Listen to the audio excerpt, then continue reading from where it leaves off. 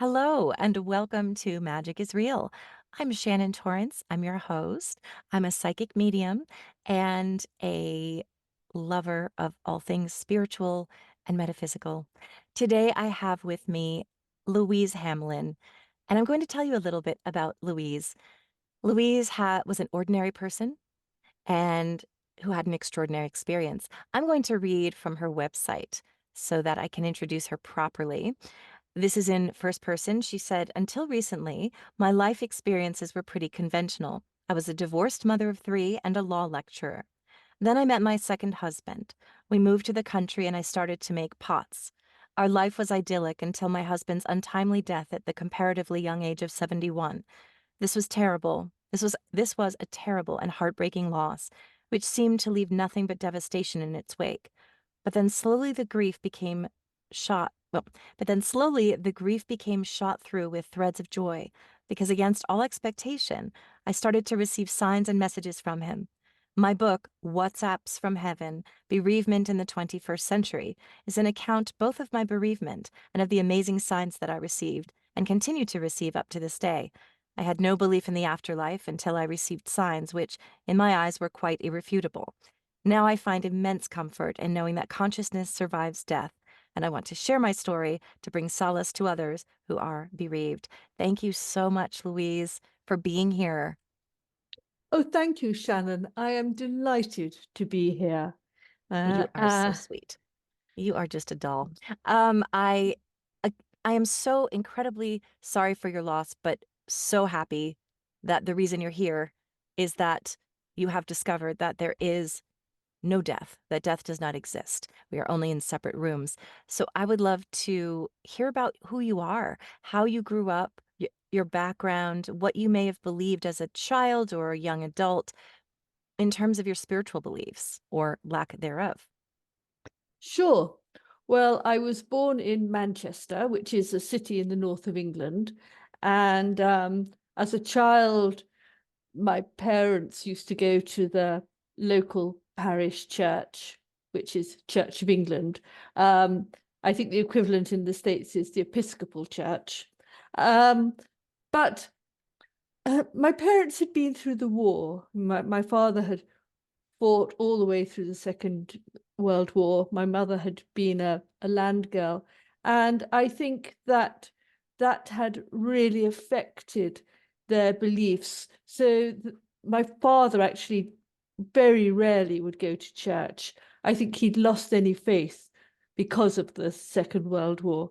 And though my brother and I were brought up to go to church, it was not a big deal in our family.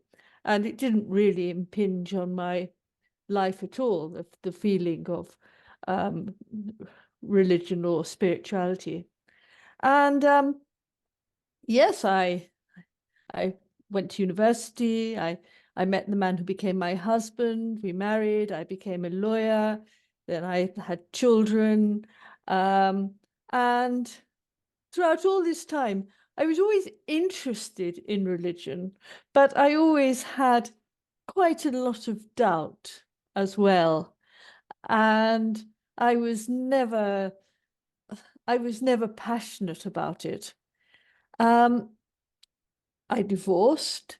I carried on lecturing and bringing up my children. Then I met my second husband, and that was mind blowing because that was such a wonderful relationship with such deep love. And after he died, I was desperate. And then when I started to receive signs, I realized eventually that there is life after death. And that has completely transformed my worldview. Um, I now know that there is life after death. I know that our spirits survive. And my goodness me, what a difference it makes.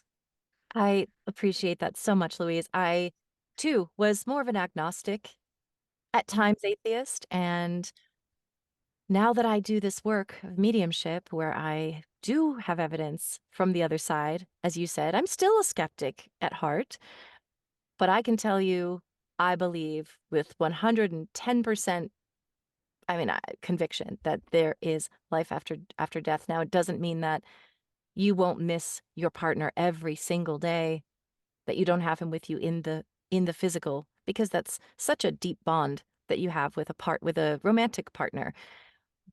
But I do really welcome your insights that you're going to share, because I know that there's so many people that have lost their person, and I work with a lot of them, and it's or a child or a friend or anything. But I do really look forward to hearing your insights, because I think it's so comforting to know that, okay, they may not be here in the same dimension, but they're still there, and you very much have a relationship. So, yeah, let's just start with your story and what happened. Well, so Patrick was diagnosed with stage 4 bile duct cancer, and it came out of the blue, and he was given 3 months to live, and he did die 3 months later. And when he was so ill and we knew he was dying, I mean, we were hoping against hope that we could find our way through, but we sort of knew really that he was likely to die. We discussed whether or not there was life after death. And Patrick said he didn't really think that there was, and that that was okay because, you know, nothingness is nothing to fear. He said, if, you know, by any chance our spirits do survive, well, I think I've led a good enough life for it to be okay. And he had. He most certainly had. He was a man of the greatest integrity and kindness. And I sort of believed him. And it didn't occur to me to ask him for signs because I didn't really think that he was going to survive in spirit. But he died.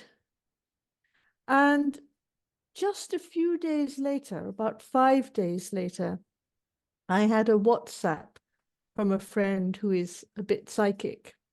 And the WhatsApp, it's a messaging app that everybody in the UK uses. So I don't think it's so common in the States, but it's very, very common in the UK. It's the favored way of messaging people. And you can send photographs with it as well. And you can set up groups. Anyway, I had a WhatsApp from this friend sending a photograph of a tall, thin flame from her neighbour's garden. And she said, "Hey, Louise, I don't know whether I should tell you this or not, but this morning I was thinking about Patrick, and I asked him to send me a sign to say that he was okay. And I asked for a flame." And she said, "I went about my day and I rather forgot about it. And then this evening, when I just went to draw the curtains, I saw this strange, very unusual, tall, thin flame in my neighbour's garden. And I ran and I took a photograph of it. And then it died down and went. And I've no idea what caused it, but, you know, I think it was Patrick. I don't believe in coincidences. I think he was saying he's okay. And I looked at this photo of the flame, and it was unusual. And I thought, oh, I don't know. You know, I do believe in coincidences. And so it affected me. You know, I thought, golly, wouldn't it be really lovely if he has survived? But it didn't convince me, not at all. And I kept on getting actually then messages from other friends saying, "Oh, I was thinking about Patrick and the lights went on and off." Or I was thinking about Patrick and this feather floated down in front of me. And I was slightly thinking, okay, right. Well, why is Patrick sending these messages, as it were, to friends and not to me? And looking back on it now, I think it was probably that I was just so deeply immersed in my grief, I I wasn't able to receive anything. Yeah. But what I did do was I went to see a medium. And again, I didn't really believe, but hope against hope. And the first medium I went to see, uh, I was not, it was not a very satisfactory session. And she couldn't tap into Patrick. And all I was interested in was Patrick, my husband. Um, and in fact, she ended up getting a bit ratty with me because she kept on saying things, and I was saying, "Well, no, no." And so anyway, that was not a success. And I'm telling you about that one because I then went a few weeks later to see another one, and that was amazing. And I'm really pleased that I didn't give up on the first unsatisfactory session with a medium. And I do think that, you have to find the right medium for you. And I would say to anybody, if you're interested in seeing a medium and the first one doesn't click with you, don't give up, try again. And the second medium was extraordinary, quite extraordinary.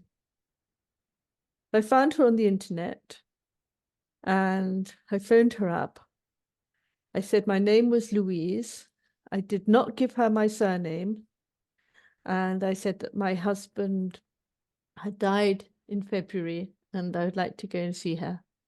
And she lived about 1.5 hours away. So, she was not local. Um, and she said, okay. And she said, oh, um, he died in the middle of February, didn't he? And I said, yes. And this was the conversation on the phone. And all she knew was that my name was Louise and her husband had died in February. And then she said, oh, he died on the 16th of February, didn't he? Wow. Yeah. And I said, no. um, Yeah. and I said, no, he didn't. He lost consciousness on the 16th, but he died on the 18th. And I loved it really because she said with huge assurance, no, no, he's telling me he died on the 16th, and that's what I'm writing down. Hmm. And I thought, well, actually, I can understand why he thought he died on the 16th, because he'd lost consciousness then. Yeah. And I also thought, well, how did she know that? And it couldn't even have been sort of telepathy from me, because in my mind, he had It was died the on the 18th. 18th. So where had she got that from? And I was amazed just by this telephone conversation. And then I went to see her, and she described Patrick in incredibly accurate detail. And she said things that she could not possibly have guessed or made up, or even if she had researched me. um I still don't think she had my surname, but she would not have found the things that she said. So it was eye-opening. um and so I sort of, so a bit of me began to think, well, maybe she did somehow make contact with my husband's spirit. And that was very uh, consoling. I didn't really want to let myself believe in case I was then disappointed. I was, still in quite a state. And so anyway, so somebody suggested that I should ask Patrick for a sign. And I was going to be getting a train the next day. So I asked for a feather on the train. And the next day I got on the train and the carriage was quite crowded. But I saw a couple of empty seats at the far end. So I whizzed up and sat down on one of the seats. And I glanced at the other seat next to it, and there was a feather. And it was only a small, little, unassuming feather. And I thought, oh. And there was sort of no apparent source for this feather at all. I thought, oh. And and then I started to, from then on, I started to receive more signs. And I had lights going on and off. I had one night, I was lying in bed. It was the middle of the night, well, it's about 2 o'clock in the morning, and I couldn't sleep. And I was thinking, oh, Patrick, why did you leave me? And suddenly there was the most terrible sort of thump noise just outside my bedroom door. I was terrified. And, the house was empty apart from me. And I couldn't think who was there or what had happened. And I lay quite rigid with fear, quite petrified. But then there was no more sound. So in the end, I very bravely turned on the light and sort of crept out to see what had happened. And a book had flown out of the bookshelves, which were on the half landing outside my bedroom door. And this book had flown from the top bookshelf, and it had flown with obviously great velocity onto the carpet, and that had made the thump. And there was absolutely no fathomable reason for this book suddenly to have flown out of the bookshelves, and with such velocity as well. And I thought, oh, I think Patrick's telling me that he hasn't left me. Yeah. So, yeah. I know I was going to say there's more to this, but I'll just say one thing. And this is because I think it's important for people to know what, especially when they're in grief. I really appreciated what you said about if you go to one medium and it doesn't click, try another one. Sometimes I'll speak from and I'll speak from experience. First of all, if I can't connect, I'll always give you a refund for one thing. Um, and but so don't let those types of things get in the way of you being able to receive these messages that you need.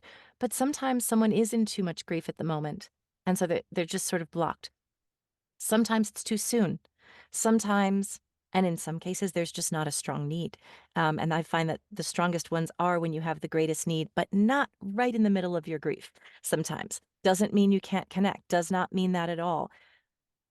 Um, it's not a perfect science. So I really appreciate that you said that. I just want to stress that again because I don't want people to miss out on the most beautiful messages from your loved ones that can bring you so much comfort and peace.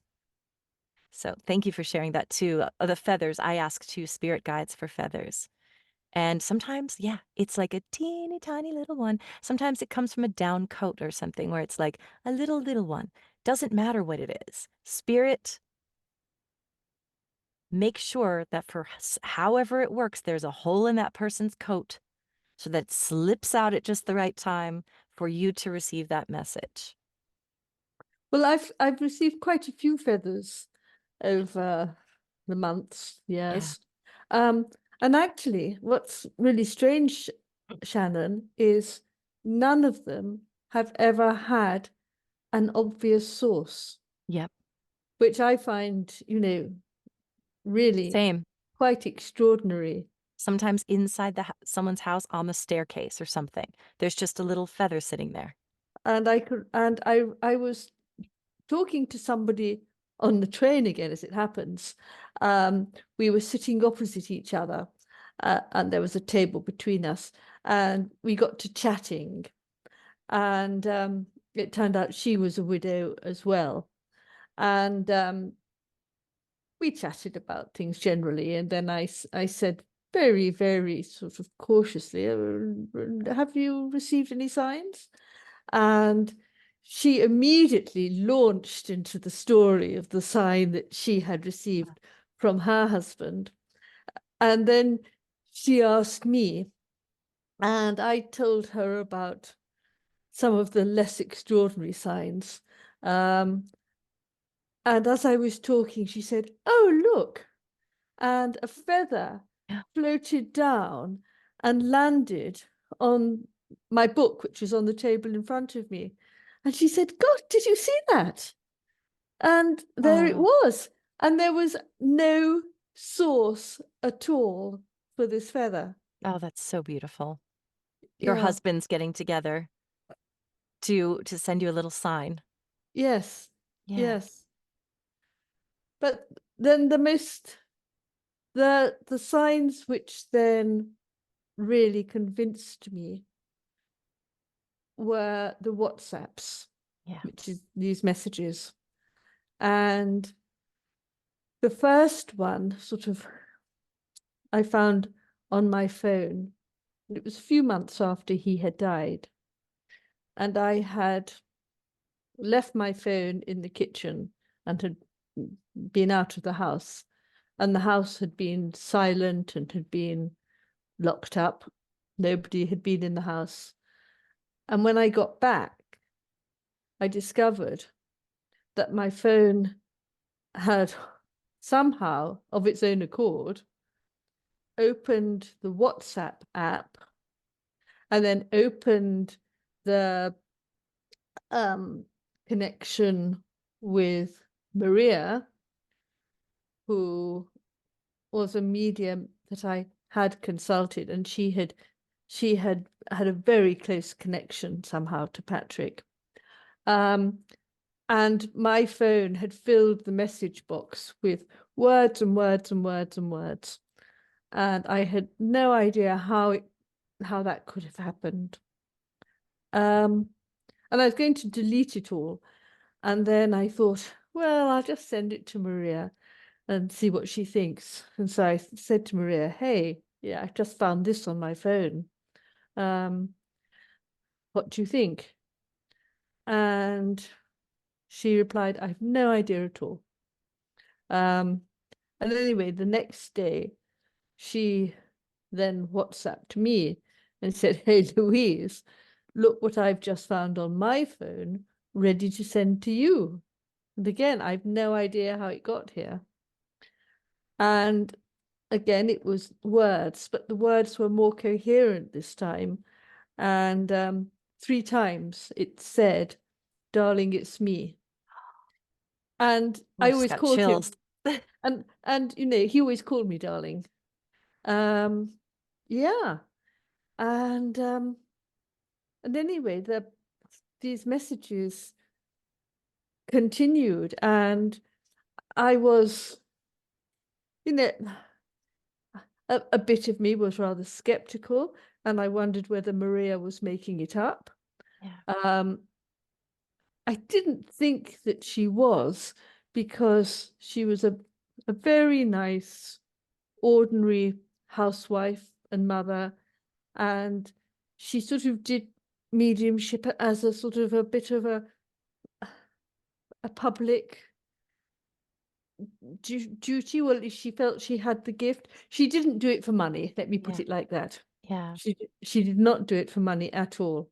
Um, and she had sort of, she obviously did somehow have a connection with Patrick. She'd had all sorts of orbs and things um, from him, which she'd photographed and sent to me and whatever.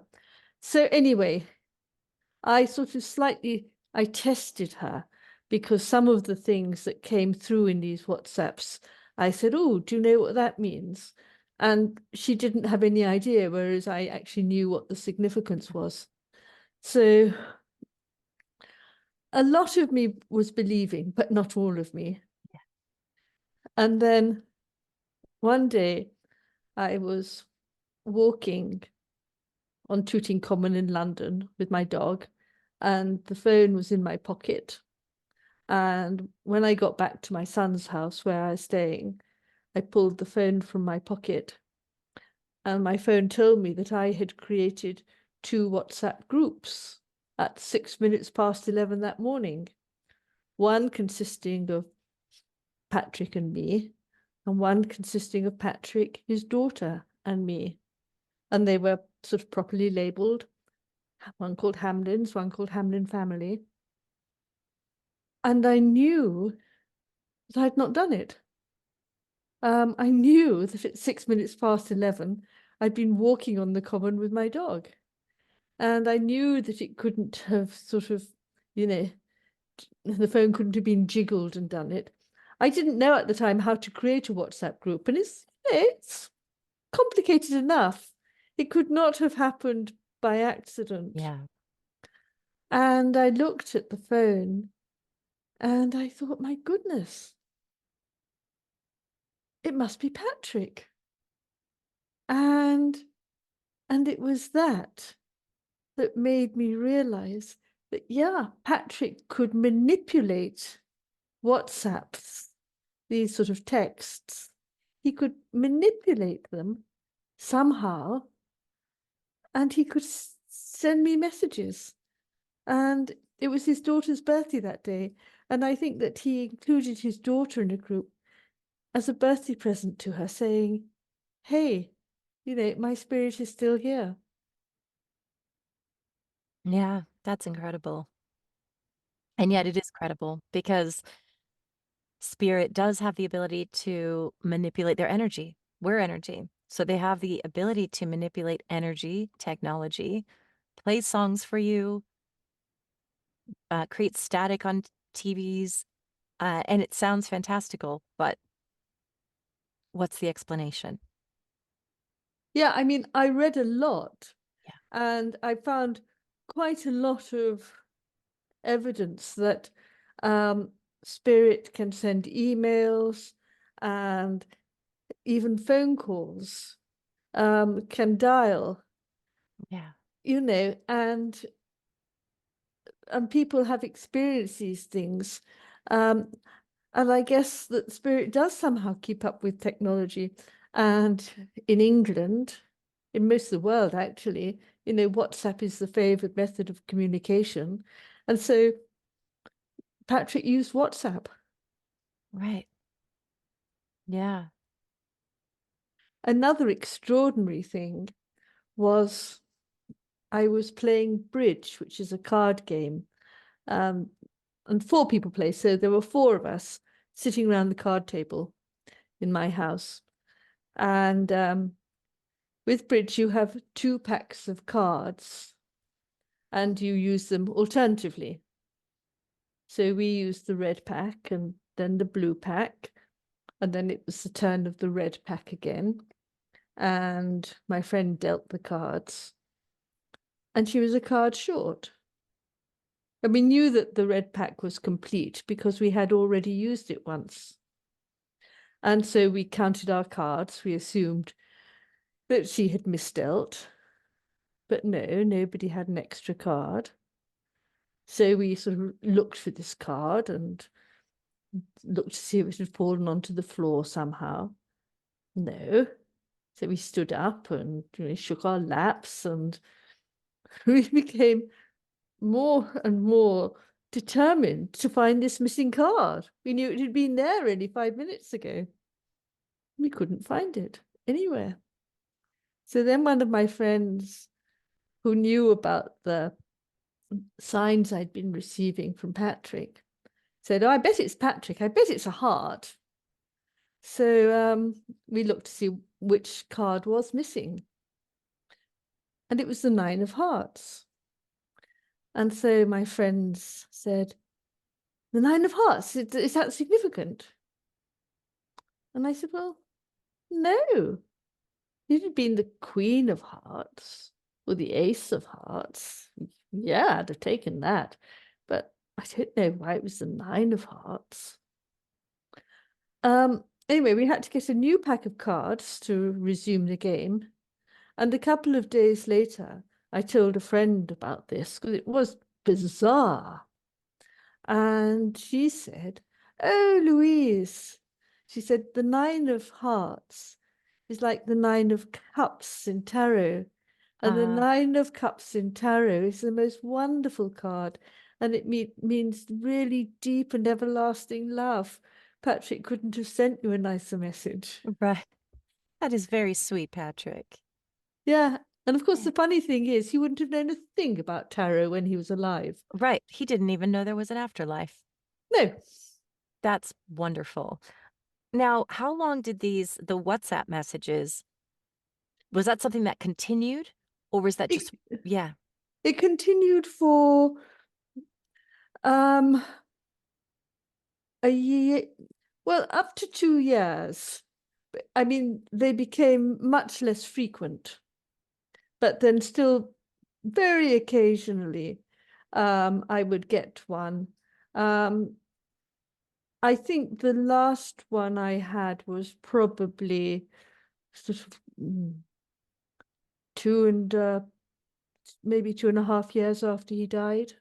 And what would they say? I know that you said a lot of them were just Yes. words, but then there'd be a message within, a clear Yes. message within.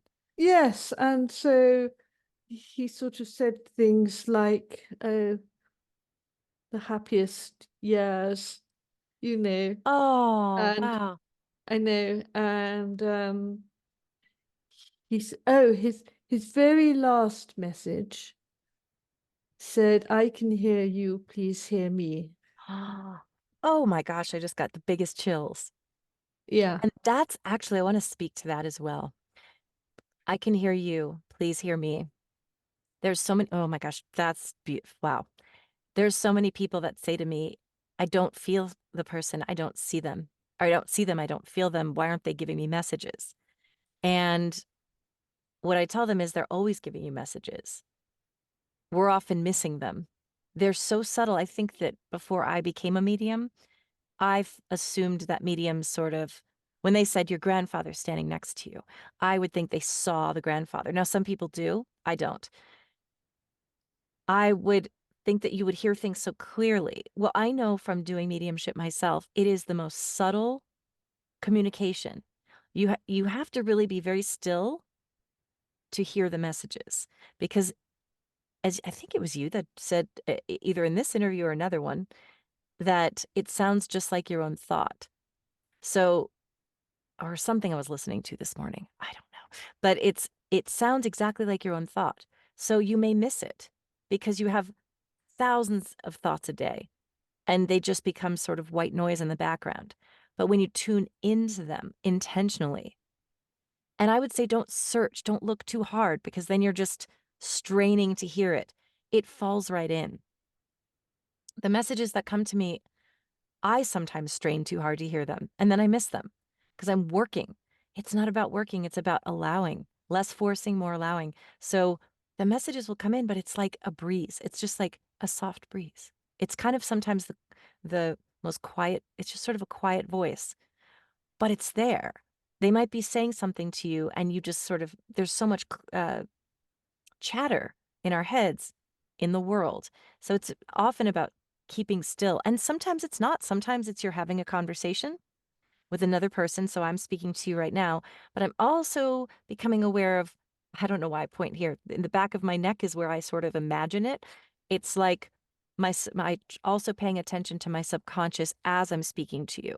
And that's sometimes when there's conversation happening, the messages come through the most clear. But it's intention. And it won't always be that tangible feather falling down. It won't always be the bird tapping on the window. I did a reading the other night where I said, he's showing me a bird tapping on a window. As a sign from him, she said a couple of days after her husband passed, she heard tapping on the window, went up and there was a dove tapping on the window. And I said, and that was, she goes, I know it was him. I knew it was him at the moment. And so it's those little things where it's like, ah, that damn bird. You know what? Get out of my yard. Lay. Maybe the bird has something to tell you. And your husband isn't in the bird, but your husband is motivating, is nudging that bird to go tap on your window. And sometimes it won't be that clear. And sometimes your grief is too big, and sometimes spirit wants you to take the time to grieve because they don't want you to be codependent with them in healing from your grief. That you can only feel better if they speak to you. You'll only feel better if you get a sign. Sometimes you just need to feel the pain and cry it out and get that out before they'll start chatting with you. Not always, but that sometimes is why. They don't want to interfere with the grief process and prevent you moving on. I think that what you say about sometimes you just need to feel the grief, certainly that was very true for me. And I let myself feel the grief. And really, for 2 years, I was sort of grieving deeply. Um, but I think it was really important that I let myself do that. And I didn't try and rush it, Yeah. because it does mean that now I've come to terms with what happened. And, I am happy again. I never thought I would be. I am not living the life that I expected or anticipated or wanted, Hmm. but the life I am living is now a happy, fulfilling life, and it's certainly enhanced by my feeling that Patrick is still with me. Yeah. Um, but I don't think that I would have got to this place if I hadn't let myself really grieve. Yeah. Let's talk about that a little too, because I think, oh, there's so many people. We've all lost somebody close. And we talk a lot about on this podcast from the spiritual perspective, um, about the connections that we have with our loved ones in spirit. But what do you think? I mean, apart from just not even apart from what would you say are things to keep in mind? Just any kind of general wisdom that comes to mind for you for people that are in grief, how to cope. Well, I don't know if this is general wisdom or not, but how I how I coped was, and I was in a terrible state. I mean, to start with, I could not do anything. It was all I could do to get up in the morning and brush my teeth. That was an achievement. And very luckily, friends and family, my children and my neighbors were wonderful, and they fed me and they turned up with meals and things, because I didn't have the wherewithal to shop or to even prepare a meal or to think about it. And so I guess that if you have a friend or neighbor who is grieving, do go round with a meal all plated up and sit in front of them while they eat it. Um, I found that meditation helped a lot, and that could somehow, that was the only thing that could really still the churning inside me, because I I felt as though I'd lost all boundaries. I felt as though I was just a big amorphous blob of liquid which was churning and churning. And it took a long time for me to begin to feel that I had boundaries and that I was an individual and not just a huge lake of grief. And meditation certainly helped with that. And sort of doing nothing as well. I used to sit outside in the garden and and just look at the countryside and do nothing for hours and hours. But it just was helpful, I think, to be out in nature. Um, and eventually I got through by living in the moment. I found I couldn't think about the future at all, because it was just too terrifying to think of a lonely future without Patrick. And I couldn't let myself think of the past, because then that just underlined to me what I had lost. And so the only way I could actually survive was by just thinking about now.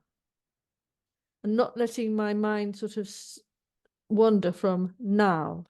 So, okay, it's this morning, it's whenever, Friday morning, and so and so said they were going to come round with some sandwiches at lunchtime. So all I've got to do is survive till lunchtime, and then so and so is going to come round with the sandwiches. And that was how I did it. I just broke the day up into little chunks, and I just thought about that chunk. And then very gradually, very, very gradually, I was able to start thinking about a whole day. And then very gradually, I could think about the week. But it was a slow process. Yeah, I think that's about right. I think that it really amazes me how we're designed this way as human beings, that we're designed to love, to connect, because that keeps this, from a biological standpoint, it's what keeps the species alive. So, that community, that love, that intimacy, the oxytocin that's released when you're in love with somebody, that connection.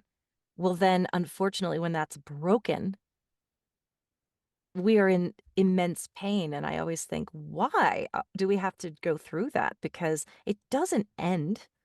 It just, I think you learn to cope and walk alongside grief. And what a long process. It's not like there's ever going to be a day where it isn't there, but you slowly adapt and change and find new ways to find that comfort again, or that joy. And I love that your message about being present. It's the power of now, the concept of the power of now. If you think about the past, well, then you're depressed. If you think about the future, you're anxious. So it's a constant practice to stay present, and right in this moment, I am safe. I have breath. I can feel the cool air on my skin. It's sort of those touch points of coming back to now, coming back to now, coming back to now.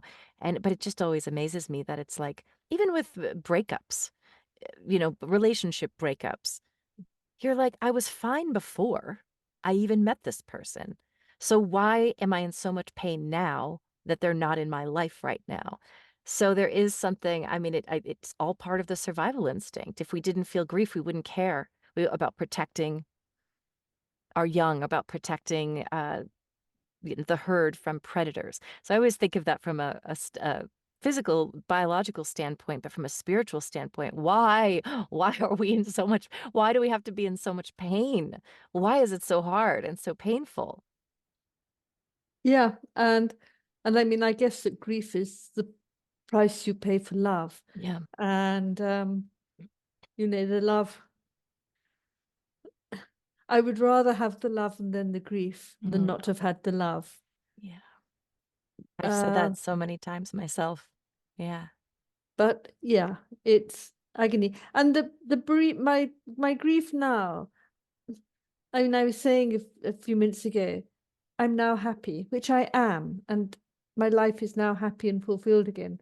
That doesn't mean that I don't miss Patrick. I've got a stone of grief inside me, and it's part of me now. It's who I am, and I am Patrick's widow, and that's very much who I think of myself as. But the stone, if you like, is now rounded. It doesn't have sharp edges. And just very, very occasionally, I will come across a sharp edge, you know, and very occasionally I will still get a pang. And I suspect that that will carry on for as long as I'm in this life.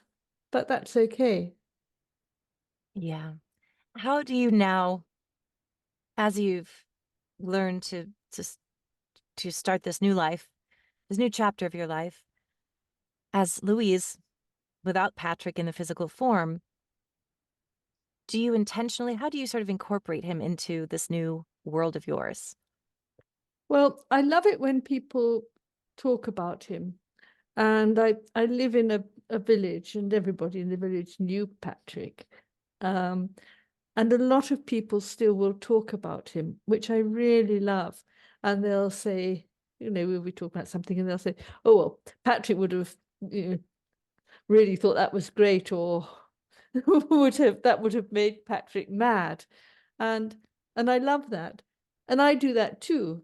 So I will say, oh golly, that's brilliant. And golly, Patrick would have thought that was wonderful. And I really like still just mentioning him casually, but still making him part of the conversation. And I talk about him quite a lot, not in a morbid way, but just because I feel that he is still present, and he did have strong opinions about things, and I like to bring them up. Yeah. And what kinds of signs are you receiving from him now? Well, not I don't receive many signs from him now, and I think it's because he now knows that I know Yeah.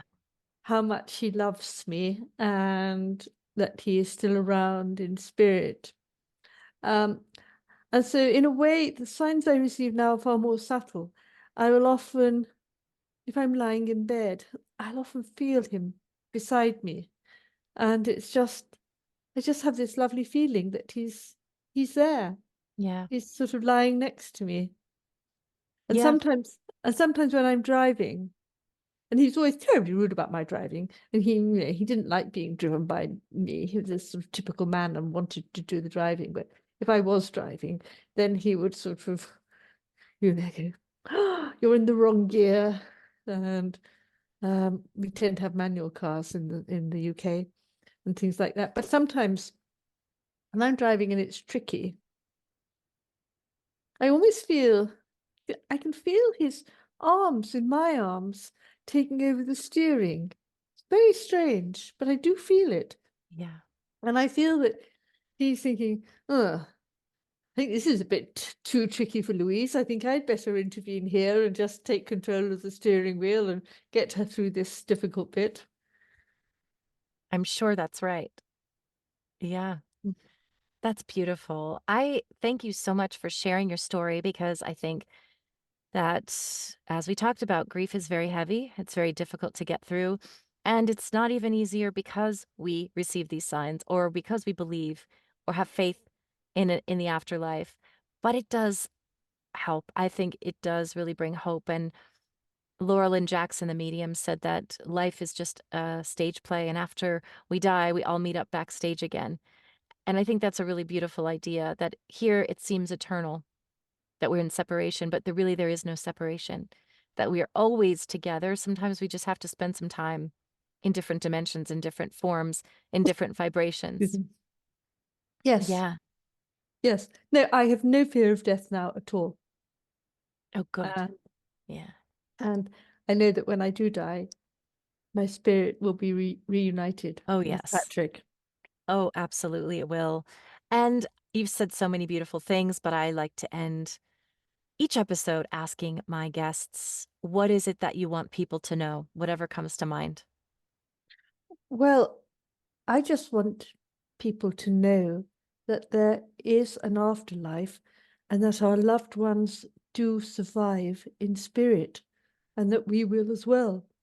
So I think it's very consoling because if you've made some wrong choices in this life, if you sort of feel that this life has been a bit of a failure or a bit of a mess, you can console yourself by thinking, but actually, this life is only a very small part of my whole existence. So it's not such a big deal after all. I love that. And I believe that as well. Louise Hamlin, thank you so much for joining us. Your book is available on Amazon, but we can also get it on your website, which I will have below. Is that correct? It'll give you links to buy the book there. Yes, it should be, or it's called WhatsApps from Heaven, and I think you can get it from Barnes and Noble's website website As as well. well. But yeah, certainly on Amazon. Okay, great. Well, Okay. thank you so much for sharing your beautiful story. Again, I'm so sorry that Patrick had to go so soon. but I know that he is still with us and that you will be reunited again in the same form. And thank you for helping to bring hope and inspiration to others who are bereaved or who even just are terrified or afraid of death. Thank you very much, Shannon. I have very much enjoyed talking to you. Likewise.